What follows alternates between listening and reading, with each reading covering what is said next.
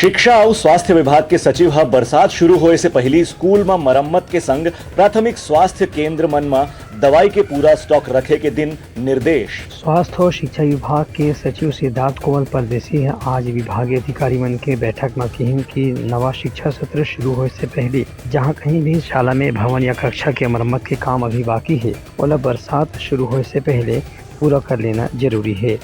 वहीं स्वास्थ्य संबंधी अधिकारी मन से चर्चा करत सचिव हकीम की मौसमी बीमारियों पर नियंत्रण करे पर अभी से तैयारी करना जरूरी है।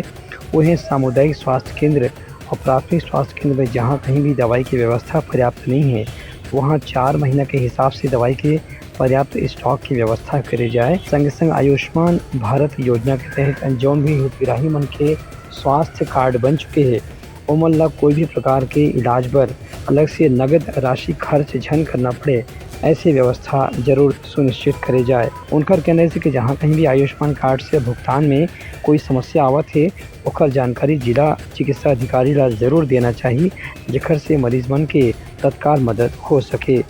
उनका ये भी कहना है कि शिक्षा विभाग दहाले अवैया 18 जून के शाला प्रवेश उत्सव के आयोजन करे जाही। एक अभी से तैयारी हर प्रधान अध्यापक ला अपन स्कूल में पूरा कर लेना जरूरी है। ब्यूरो रिपोर्ट उत्तलंगा न्यूज़।